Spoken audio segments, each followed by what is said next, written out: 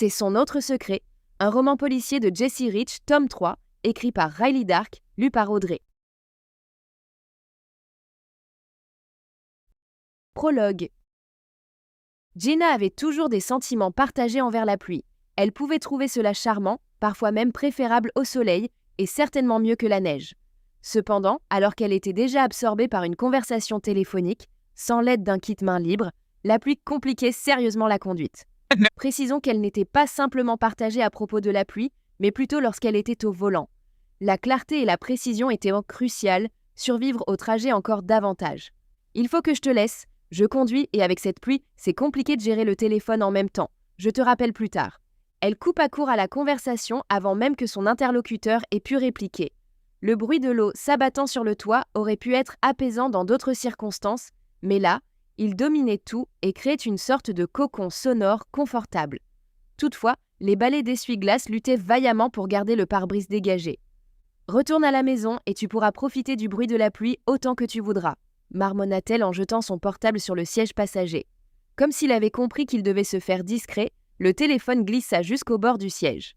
En se penchant pour le récupérer, elle fit un écart au volant et sa voiture partit en dérapage. Après un cri d'effroi et une correction trop brusque qui envoya son véhicule dans l'autre sens, elle sembla se battre une éternité avec le volant avant que sa voiture se stabilise enfin. Son cœur martelait sa poitrine comme après un effort intense. Elle prit plusieurs inspirations longues et profondes pour retrouver son calme. Elle tenta de se rappeler le bon rythme. Était-ce 5 secondes pour inspirer puis retenir ? Abandonnant cette idée, elle se sentit néanmoins un peu calmée par cet exercice. Encore secouée mais revigorée par l'adrénaline, elle réduisit sa vitesse et mit ses essuie-glaces à plein régime. Elle continua prudemment sa route en maintenant fermement le volant des deux mains et jeta un œil accusateur à son téléphone qui semblait feindre l'innocence dans le vide-poche. « Tu mériterais d'être remplacé par un modèle plus récent », plaisanta-t-elle malgré elle avant d'ajouter. « Et toi, tu ne bouges pas d'ici jusqu'à ce qu'on soit arrivé. » Un sourire retrouva le chemin de ses lèvres, malgré l'inquiétude encore présente quand tout à coup, la route devant elle s'illumina. L'éclat des phares sur l'asphalte trempé et les feux rouges d'une autre voiture plus loin lui firent penser à un éclair. Mais aucun tonnerre ne suivit, noyé sans doute par le tambourinement incessant de la pluie. C'est alors qu'elle vit dans son rétroviseur les feux aveuglants d'un véhicule qui se rapprochait rapidement. Un camion visiblement, dont le conducteur avait jugé bon d'utiliser ses pleins phares. Gina ralentit légèrement, espérant adresser un message silencieux au chauffard derrière elle. Peine perdue. « Vraiment ?» pesta-t-elle agacée. Ces touristes, beaucoup venaient de Californie ou de New York sans savoir doser l'utilisation de leurs phares extra-puissants et les allumer dès qu'ils perdaient de vue les lampadaires citadins. Elle s'efforçait habituellement de ne pas avoir d'a priori sur les visiteurs venus de la côte ouest, mais face aux attitudes hautaines de certains, reconnaissables à leurs t-shirts Disney et smartphones dernier cri, difficile de rester neutre. Outre son usage abusif des feux de route, le conducteur derrière elle collait dangereusement sa voiture, ne tenant aucun compte de la pluie battante et de la visibilité médiocre. Elle avait déjà dû canaliser toute son attention pour maintenir une conduite prudente dans ces conditions difficiles, allant même jusqu'à ignorer son téléphone pour éviter toute distraction. Mais l'autre conducteur, lui, semblait n'avoir cure de rien. Ralentissant encore, elle espéra qu'il la dépasse enfin. Pourtant, il resta scotché à son pare-choc. Une camionnette, sans doute, vu la hauteur des phares, trop élevée pour être celle d'une simple voiture. Elle tenta un geste pour l'inviter à passer, sans obtenir la moindre réaction. Difficile de dire s'il arrivait à la distinguer à travers le déluge, et hors de question qu'elle baisse sa vitre pour en avoir le cœur net. Elle accéléra de nouveau. L'irritation fit place à une tension naissante lorsque le camion ajusta sa vitesse à celle de son véhicule. Qu'elle accélère ou qu'elle ralentisse, il imitait systématiquement sa conduite sans jamais chercher à dépasser. Un coup d'œil au téléphone dans le puits de roue confirma ce qu'elle redoutait. Il était hors de portée. Il est juste contrarié parce que je bloque son chemin. Si je me gare et le laisse passer, il continuera son chemin. Il ne veut probablement pas m'éviter. Elle se souvint que Rob avait cette habitude agaçante lorsqu'il conduisait, refusant obstinément de dépasser les autres véhicules, attendant plutôt qu'il se range pour lui céder la voie. Ce comportement était l'une des innombrables raisons qui l'avaient poussé à couper les ponts avec lui. L'idée effleura son esprit que ce pouvait être Rob au volant derrière elle. Mais non, Rob roulait en voiture sportive, pas en camionnette. Puis subitement, le camion accéléra et heurta sa voiture avec force. Un cri lui échappa alors que sa voiture partit en tête à queue dans un mouvement qui parut durer une éternité avant de finalement se stabiliser. « D'accord, d'accord » hurla-t-elle. « Bon sang, quel connard !» Elle se rabattit sur le bas-côté dans l'attente que le camion poursuive sa route et dut se retenir d'un geste aussi puéril que celui de lui adresser un doigt d'honneur. Le camion s'arrêta derrière elle. Elle fixa son rétroviseur central, stupéfaite. Son corps semblait s'affaisser légèrement sous le choc. Pas encore terrifiée, pas tout de suite. Elle comprit presque froidement qu'elle était probablement sur le point de mourir. Celui ou celle au volant avait manifestement l'intention de la tuer. Ce ne fut que lorsque le camion percuta une nouvelle fois son véhicule que la panique prit le dessus. Poussant un cri étouffé, elle appuya sur l'accélérateur autant que possible, malgré la perte d'adhérence des roues qui patinaient désespérément sur l'eau avant que finalement elle ne trouve traction et que la voiture bondisse en avant. Mais bondir était un bien grand mot. Elle avait choisi cette petite citadine pour ses économies de carburant plutôt que pour ses performances sportives. Bien que moins sportif qu'une voiture de course, ce camion devait être équipé d'un robuste V8 ou peut-être même un de ces nouveaux V6 turbo extrêmement puissants. Il la talonnait sans peine. Elle observa avec horreur les phares du camion gagner du terrain dans son rétroviseur, noyant ce dernier d'une lumière crue et aveuglante. « Oh mon Dieu !» murmura-t-elle, trop effrayée pour exprimer sa terreur davantage. « Je t'en supplie, arrête-toi !» Soudainement, la lumière blanche diminua et dériva vers la gauche. Elle regarda ahurie alors que le camion changeait de voie pour la dépasser. Un sentiment immense de soulagement l'envahit. S'affaissant dans son siège, elle expira longuement sans avoir conscience du souffle qu'elle retenait. « Oh Seigneur !» souffla-t-elle en guise de gratitude. Dans cet instant d'euphorie pure, toute colère envers le conducteur s'était dissipée. Elle se surprit même à rire. « Désolée si j'ai froissé ton ego, mon vieux. Je connais quelqu'un qui ne verrait pas ça d'un mauvais œil. » Son rire redoubla à l'idée de raconter cette histoire à Jack une fois rentré. Leur relation avait traversé des hauts et des bas récemment, mais peut-être que cet épisode leur arracherait un sourire commun. Un instant, elle pourrait se laisser croire que Jack était tout ce dont elle avait besoin, qu'elle ne désirait pas d'autres hommes comme Rob. Peut-être. Elle n'aura pas le loisir de pousser plus loin cette réflexion. Le camion dévia subitement sur la droite, son poids massif d'acier écrasant le fragile aluminium de sa voiture qui partit en vrille hors de la route. Elle comprit qu'elle faisait des tonneaux juste avant que la voiture ne percute un arbre, la plongeant dans l'inconscience. Quand elle reprit ses esprits, sa langue lui parut lourde et ses oreilles vibraient d'un bourdonnement persistant.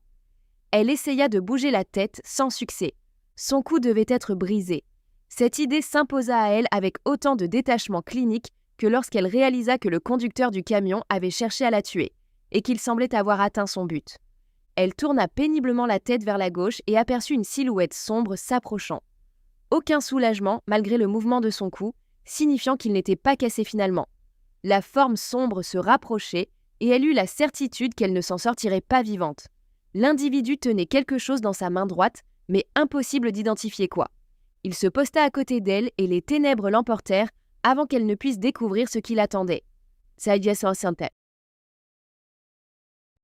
Chapitre 1. Il posa son regard sur elle, révélant une douleur qui la désarçonna. Plus aucune arrogance, juste une souffrance profonde. « Tu penses vraiment que je serais capable de tuer ta mère ?» Elle détourna les yeux.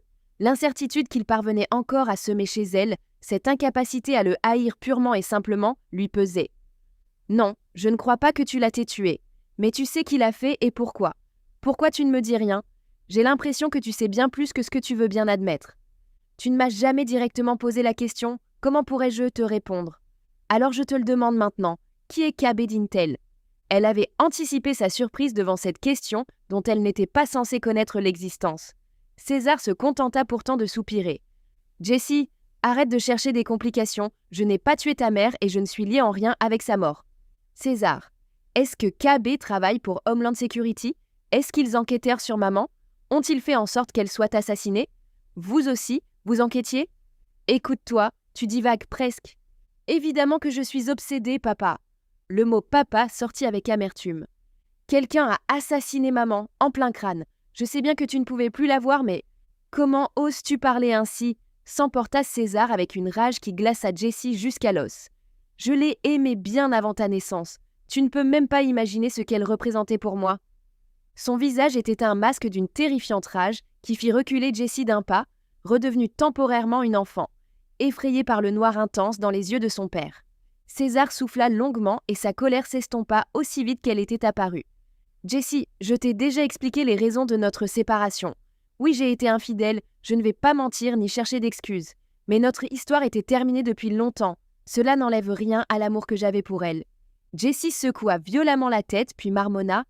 Jessie Rich, agent spécial du FBI et nouvelle coqueluche médiatique depuis ses récentes affaires de tueur en série, retrouvée ce matin chez elle en proie suite à une crise catatonique. Les experts craignent qu'elle soit tellement obsédée par un souvenir précis au point de s'y perdre complètement. L'angoisse de Jessie était palpable, ce n'était pas une simple reconstitution, mais celle de la mort de sa mère, le tueur dément Sean Montgomery, lui révélant un secret caché par son père, suivi d'une vive altercation où son géniteur insistait sur son innocence, chose qu'elle peinait à croire. La veille, elle avait composé le numéro de Tom Gunderson, un ami de longue date et mentor, espérant solliciter son avis.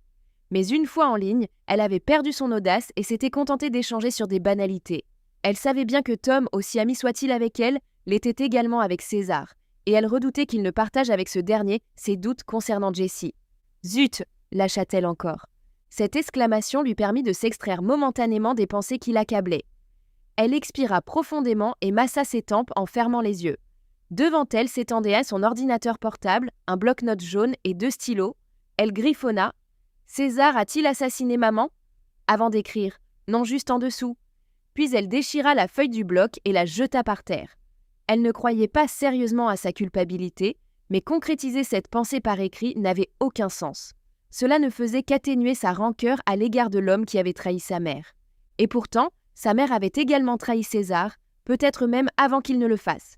Elle n'avait aucune certitude sur qui avait été infidèle le premier, mais plus elle replongeait dans ses souvenirs d'enfance, plus elle était persuadée que sa mère avait eu une aventure. Était-ce juste de blâmer César pour son manque d'empressement à résoudre le meurtre de sa mère ? Elle chassa ses pensées et se recentra sur les mystères entourant ce décès tragique. KB avait-il un rapport avec cette affaire ? Son père était-il impliqué ? Elle aurait voulu pouvoir discuter de tout cela avec quelqu'un afin d'y voir plus clair ou de recueillir des indices supplémentaires, mais elle devait faire face seule. L'appel passé à Tom la nuit précédente devait être une demande de conseil, mais s'était mué en papotage superficiel dès qu'il avait décroché. Tom était un guide exceptionnel, mais il connaissait César depuis 25 ans et avait été son associé bien plus longtemps que Jessie ne l'avait été elle-même. Bien qu'elle doutât que Tom agisse contre ses intérêts, du moins pas sciemment, elle craignait qu'il n'en touche un mot à César. Et il était clair que César voyait d'un mauvais œil ses investigations. Pour Jessie, cette mise en garde était la preuve évidente qu'elle touchait un point sensible. Elle ouvrit son ordinateur et commença à fouiller les informations relatives à KB tout en scrutant les archives des services secrets. Comme attendu, rien de concluant n'émergea. Quelques résultats dans des archives publiques si dans des sociétés sous contrat avec les services secrets. KB Protection Service proposait des prestations haut de gamme dans la sécurité et l'enquête depuis la Floride, avec des antennes partout aux États-Unis. Rien cependant qui se rapporte à sa propre enquête ne transparaissait sur leur site web. KB Technologies travaillait sur une technologie d'imagerie pour détecter les armes introduites clandestinement aux frontières et KB Catering avait fourni les repas lors d'une formation des agents de la patrouille frontalière à Austin. Une entreprise n'était donc pas au cœur du problème. Il s'agissait probablement d'un individu. Elle ne pouvait toutefois pas affirmer avec certitude que ce lien concernait les services secrets en particulier. Intel pouvait tout aussi bien désigner un informateur ou un actif fournissant à César des renseignements cruciaux sur une affaire quelconque. L'utilisation du terme Intel plutôt que le code usuel relatif à une agence spécifique paraissait inhabituelle, mais n'était pas non plus sans précédent. C'était là toute la difficulté. Sans accès aux informations initiales, impossible pour Jessie de progresser vers une conclusion pertinente. On tire sur tous les fils disponibles, Jessie. La plupart s'avèrent sans issue, mais on continue jusqu'à ce que l'un d'eux nous mène quelque part. C'était le conseil que Matt lui avait donné lorsqu'ils étaient face à une impasse dans leur dernière enquête. Un bon conseil, mais aussi exaspérant, parce que cela impliquait de perdre du temps pour en économiser, un paradoxe qui la mettait hors d'elle. Exaspérant, certes, mais précieux. Elle devait identifier KB. C'était son premier objectif. Tant qu'elle n'aurait pas résolu cette énigme, elle tournerait en rond. Eh bien, si cela voulait dire examiner chaque piste possible, alors elle le ferait.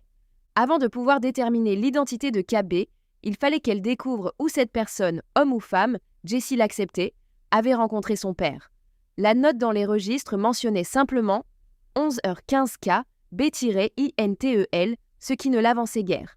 Elle aurait aimé pouvoir compter sur l'aide de Matt ou d'Alex.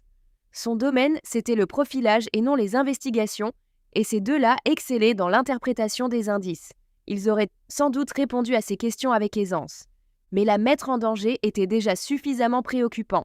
Elle ne pouvait pas compromettre la sécurité de ses amis. Sans parler des conséquences inquiétantes pour l'unité d'analyse comportementale et le FBI dans son ensemble, si l'affaire venait à s'ébruiter. Elle imaginait déjà les gros titres. Un agent du FBI enquête sur son père pour le meurtre de sa mère. Peu importe l'issue, sa carrière serait terminée. Ou pire encore, Matt serait discret, elle en était certaine, mais Alex confierait tout à Frank. Certes, Frank était fiable et essentiel à leur équipe, mais c'était aussi un ex-marine respectueux de la hiérarchie qui dénoncerait ses investigations secrètes comme inappropriées. Pas sûr qu'il divulguerait ses découvertes, mais cela rendrait leur collaboration tendue. Elle devrait donc agir en solo. Comment Matt s'y prendrait-il? Elle savait que César avait rendez-vous avec KB Intel à 11h15. Où aurait-il pu se voir? Un point de départ serait le reste des entrées du jour dans les registres. Le problème, elle n'y avait plus accès depuis que son père les avait chiffrées.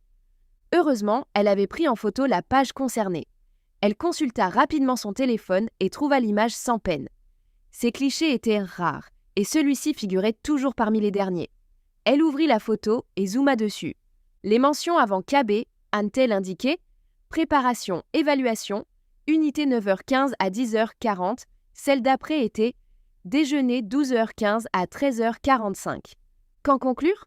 La préparation de l'évaluation signifiait qu'il resterait au bureau pour mettre au point les performances individuelles et une analyse globale des atouts de l'unité ainsi que le budget. Donc, il serait à son bureau. César était connu pour sa ponctualité. S'il avait planifié finir à 10h40, c'est qu'il avait bel et bien conclu à cette heure-là. Il aurait donc pris la route pour rencontrer KB, Intel vers 10h45. Convaincu que 10 minutes d'avance, c'est être à l'heure, il serait arrivé au point de rencontre au plus tard pour 11h05. Cela signifiait que le lieu du rendez-vous se trouvait vraisemblablement à 21 minutes du siège du FBI. Le trafic de Washington DC, bien que constant, s'allégeait légèrement en fin de matinée. Elle ouvrit une carte de DC, dessina du bout des doigts un périmètre d'une vingtaine de minutes autour du quartier général. La réunion s'était tenue quelque part à l'intérieur de ce périmètre. Mais où exactement? L'indice figurait sur l'entrée suivante de l'agenda. César avait un déjeuner prévu à 12h15, ce qui lui laissait 1 heure pour voir KB. S'il envisageait de revenir au bureau pour le déjeuner, il aurait dû partir avant 11h55. Il disposait donc de 40 minutes pour cette rencontre. Non, plutôt en comptant le trafic de midi. Départ à 11h, 45 pour 30 minutes seulement avec KB. Possible, mais peu probable. Il aurait sans doute préféré déjeuner non loin du lieu de leur entrevue, ce qui signifiait que leur point de rendez-vous se trouvait près d'un restaurant. L'intervalle étendu du déjeuner suggérait 1 heure pour manger et 20 minutes pour rejoindre le quartier général avec 10 minutes d'avance. Elle filtra les restaurants à moins de 20 minutes du QG. La liste était encore longue, alors elle resserra sa recherche sur une bande d'1 mile centrée autour du trajet de 20 minutes. Elle parvint ainsi à limiter les options à 32 établissements. Quel ennui! L'avantage d'être profileuse et non détective, c'était que la collecte des preuves incombait souvent à d'autres. Avant sa nomination à la tête du groupe de travail interagence sur les crimes majeurs, elle dirigeait une équipe chargée de rassembler les indices, les interpréter et remonter leurs conclusions. Son rôle était de construire des profils sur cette base. Elle n'avait pas à chercher et analyser les preuves elle-même. Pas étonnant que tant de policiers soient désillusionnés. Un sourire passager traversa ses lèvres en y pensant, et elle se résolut à prendre un café pour se concentrer. Alors qu'elle se dirigeait vers la cuisine, une idée encore meilleure lui vint. Elle revint à son ordinateur portable et parcourut la liste des restaurants jusqu'à ce qu'un café brunch vantant ses exquis espressos attire son attention. Jessie avait toujours préféré le café noir, mais aussi bien César que Matt étaient fervents amateurs d'espresso. Chapitre 2. Même matinalement, le trafic était plutôt stationnaire qu'en mouvement fluide, mais comme elle vivait bien plus près du dîner que du QG, elle y parvint en 10 minutes. Elle sélectionna une table dans un coin reculé du restaurant, habitude prise lorsqu'elle travaillait avec Tom Gunderson. Depuis cet angle stratégique, elle avait une vue imprenable sur toute la salle et pouvait même entrevoir la cuisine au travers du hublot de la porte coulissante. Une serveuse au visage marqué par le stress, qui semblait tout juste avoir l'âge légal pour voter, vint prendre sa commande. « Je prendrai un cappuccino italien, je vous prie », lança-t-elle avec un sourire bienveillant. « Merci ».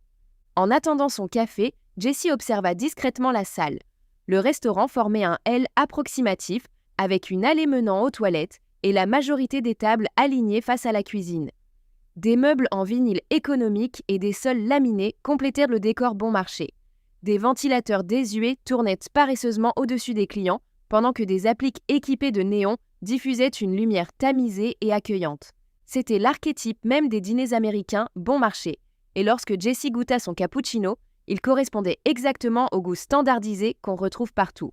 Bien qu'elle n'eût pas faim, elle commanda une omelette Denver et tenta d'imaginer ce que César et KB auraient pu échanger dans un tel lieu, s'ils s'étaient vraiment rencontrés ici. Elle en douta en raison de l'affluence. Les rencontres clandestines se tenaient certes parfois dans des restaurants, mais rarement dans ceux où les gens défilaient sans cesse et où vos voisins étaient à distance d'un éternuement. En explorant toutes les pistes, elle laissait son imagination esquisser la scène.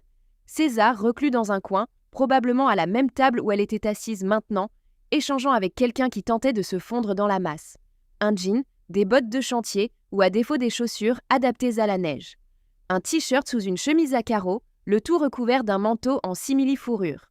Des cheveux coiffés sans soin apparent et un maquillage imitant la simplicité. Ils commanderaient pour manger et batifoleraient quelque temps, installant l'ambiance. Juste deux amis savourant un repas ensemble, profitant d'un instant de répit dans le tourbillon incessant de Washington. Les conversations sérieuses auraient cours ailleurs, certainement dans la voiture de KB. Dans celle de César, elle en doutait. Ou peut-être que cette rencontre s'était déroulée dans l'un des 31 autres restaurants. Si cette réunion avait eu lieu il y a quelques semaines, voire quelques mois, elle aurait demandé les enregistrements de sécurité. Mais aucun établissement au monde ne conservait des bandes vidéo vieilles d'une décennie. Elle termina son omelette, but son café, régla l'addition en remerciant le serveur et sortit. Cette pause ne lui avait rien appris de concret, mais elle l'avait apaisée et l'avait aidée à reprendre ses esprits. Elle pourrait passer au peigne fin les 31 autres restaurants, mais cela exigerait plus de temps qu'elle n'en disposait. Ou du moins du temps qu'elle n'était pas prête à gaspiller. Et avec l'absence de vidéosurveillance, elle devrait se fier uniquement à son intuition. Ce rôle allait plutôt au détective qu'au profileur. Cependant, ce qu'elle faisait en ce moment même ne ressemblait pas non plus au travail habituel d'un profileur. Si elle n'obtenait rien des caméras de circulation, elle reviendrait sur ses pas. Le vrai défi était d'avoir accès aux images datant de 10 ans. Il lui faudrait plonger dans les archives du service de police de Washington pour ça. Et ça signifiait en parler à Alex. Non, ce n'était pas envisageable. Elle ne pouvait se résoudre à le faire. Elle avait besoin des informations, mais ne pouvait se permettre que Alex comprenne ses motivations réelles, ce qui impliquait de lui mentir. Bon sang, combien elle haïssait cette perspective. Elle risquait la confiance de son équipe en agissant ainsi. Pire encore, elle s'exposait à compromettre leur carrière si on venait à découvrir son enquête privée. Mais si elle ne procédait pas ainsi, alors elle pourrait ne jamais découvrir ce qui était arrivé à sa mère, et c'était hors de question. Elle poussa un soupir résigné, saisit son téléphone et composa le numéro. Alex décrocha dès la première sonnerie. « Salut Jessie, quoi de neuf ?»« Salut Alex », répondit-elle avec un enthousiasme fin qui lui nouait l'estomac. « J'ai besoin d'aide pour quelque chose. »« Je t'écoute. C'est personnel ou c'est pour le boulot ?» Jessie marqua une pause avant de répondre. « Disons, semi-officiel. Je me penche sur une vieille affaire classée et j'ai besoin de visionner des bandes vidéo datant d'une dizaine d'années. » 10 ans ? On parle plus d'affaires classées là, mais d'un dossier archivé depuis Mathusalem. « Eh bien, c'est mon tour avec la pioche alors, » rit Jessie légèrement. « Courage, ça veut dire montagne de paperasse et une pluie d'emmerdement ?»« Tu parles ?» confirma Jessie avec un sourire amer. Au moins sur ce point-là, elle ne mentait pas. « Tu as tout mon soutien, » plaisanta Alex. « Le patron adore me noyer sous les archives quand je ne suis pas en intervention avec toi. Je crois que c'est sa façon subtile de me punir pour avoir coopéré avec le FBI. » « Ouais, » acquiesça Jessie, sentant le poids des contraintes semblables peser sur ses épaules. « Ton supérieur n'est-il pas ton père ?» Elle aurait préféré éviter ce sujet délicat. « Si, exactement, » admit-elle avec résignation, mais je pense qu'il trouve un malin plaisir à n'être que plus dur avec moi pour ça. Ah, les parents, surtout nos pères. Personnellement, j'enverrai bien le mien sur les roses aujourd'hui, mais il est convaincu que je suis toujours sa petite fille fragile qui a besoin qu'il vienne à sa rescousse pour tout et n'importe quoi. Si tu savais combien de fois j'ai dû lui assurer que Frank n'allait pas me découper en morceaux et me cacher dans sa cave. » Jessie laissa échapper un rire sincère, tentant d'évacuer un peu son stress. « C'est sûr, les pères sont toute une histoire. Mais bon, on les aime quand même, hein ? » « Bien sûr, on les aime après tout, » répondit Jessie. Mais à cet instant précis, Elle doutait que son irritation vienne de l'affection qu'elle portait malgré tout à son père. Tu sais quoi? Je suis actuellement aux archives et j'ai sous les yeux un bloc-notes avec les codes d'accès des caméras de surveillance de la ville. Dis-moi ce que tu recherches. Jessie lui indiqua les emplacements souhaités, espérant qu'Alex ne connecterait pas les points entre eux. Alex était pourtant une excellente détective. Tiens, tous ces endroits forment un cercle autour du QG du FBI. Presque parfait. Tu chercherais pas des infos sur une taupe, par hasard? Je ne saurais dire, avoua Jessie avec sincérité. Pour l'instant, je tente juste de mettre de l'ordre dans quelques dossiers. Tu ne peux pas en parler, c'est ça? Non, désolé. Ne t'inquiète pas pour ça. Il y a aussi des tas de choses que je ne peux pas partager avec toi. Heureusement, ça ne concerne pas les archives routières. Je te fais suivre tout ça par mail dans quelques heures. Parfait, merci beaucoup. Transmets mes amitiés à Franck au passage. Et si tu venais dîner avec nous un soir? Comme ça, tu pourrais lui dire bonjour en personne. Je ne manquerai pas de le faire un de ces jours, mais aujourd'hui, c'est impossible. Je comprends bien, moi non plus, je ne parlais pas d'aujourd'hui. Peut-être après notre déménagement. Vous déménagez? Oui, on emménage ensemble. Je ne te l'avais pas dit? Non, ça se fait quand? La semaine prochaine. Ça fait quelques mois qu'on est ensemble et franchement, il me plaît énormément. Il est plus âgé, mais crois-moi, il a une énergie. Disons qu'il ferait pâlir des hommes 2 fois plus jeunes. Jessie rougit à cette confidence. Eh bien, c'est une information intéressante. Alex laissa échapper un rire. Ok, c'est peut-être TMI comme on dit ici, mais après tout, tu es mon ami et tu dois bien partager certains détails de ma vie privée. Considère que c'est noté, milady. Alex rit encore. Bon, je dois te laisser. Le lieutenant débarque et je dois avoir l'air occupé. On se reparle plus tard. À plus tard. Après avoir raccroché, Jessie poussa un long soupir et sentit un haut le cœur.